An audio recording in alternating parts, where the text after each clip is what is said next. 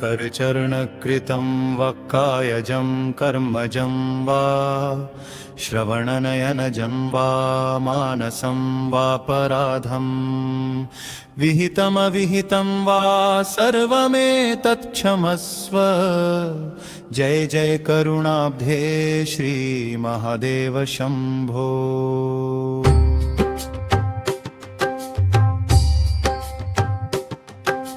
करचरणकृतं वक्कायजं कर्मजं वा श्रवणनयनजं वा मानसं वापराधं विहितमविहितं वा सर्वमेतत्क्षमस्व। जय जय करुणाब्धे श्रीमहादेव शम्भो।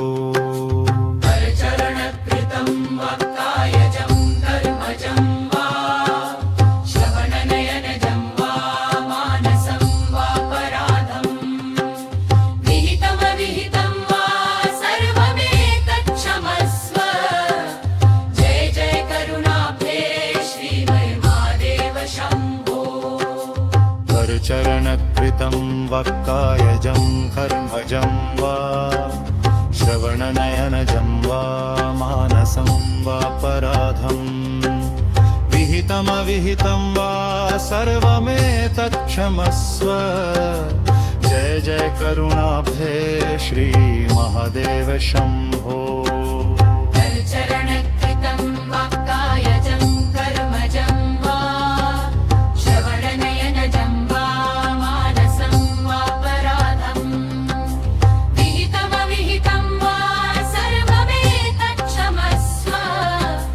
जय जय करुणाब्धे श्रीमहादेव शम्भो।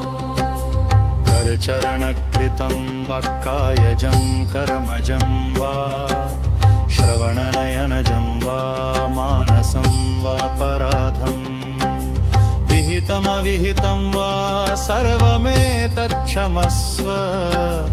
जय जय करुणाब्धे श्रीमहादेव शम्भो। करचरणकृतं वक्कायजं कर्मजं वा श्रवणनयनजं वा मानसं वापराधं विहितमविहितं वा सर्वमेतत्क्षमस्व। जय जय करुणाब्धे श्रीमहादेव शम्भो।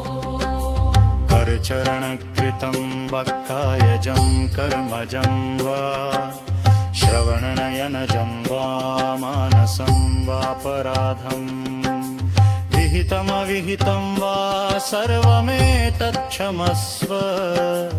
जय जय करुणाब्धे श्रीमहादेव शम्भो। करचरणकृतं वक्कायजं कर्मजं वा श्रवणनयनजं वा मानसं वापराधं विहितमविहितं वा सर्वमेतत्क्षमस्व। जय जय करुणाब्धे श्रीमहादेव शम्भो।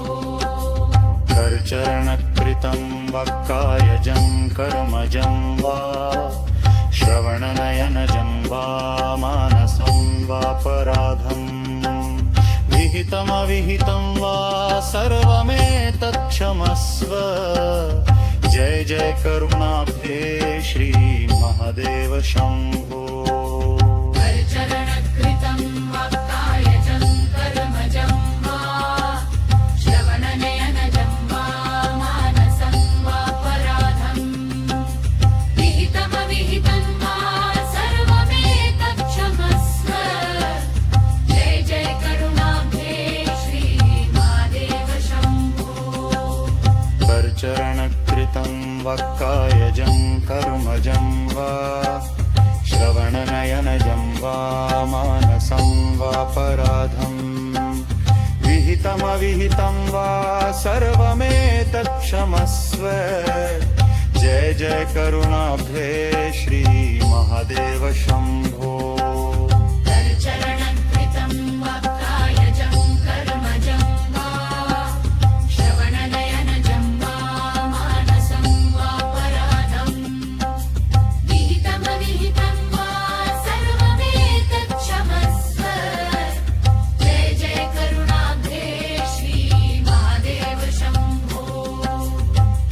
करचरणकृतं वा कायजं कर्मजं वा श्रवणनयनजं वा मानसं वापराधं विहितमविहितं वा सर्वमेतत्क्षमस्व जय जय करुणाब्धे श्रीमहादेव शम्भो करचरणकृतं वा कायजं कर्मजं वा श्रवणनयनजं वा मानसं वापराधं विहितमविहितं वा सर्वमेतत्क्षमस्व जय जय करुणाब्धे श्रीमहादेव शम्भो करचरणकृतं वा कायजं कर्मजं वा श्रवणनयनजं वा मानसं वापराधं विहितमविहितं वा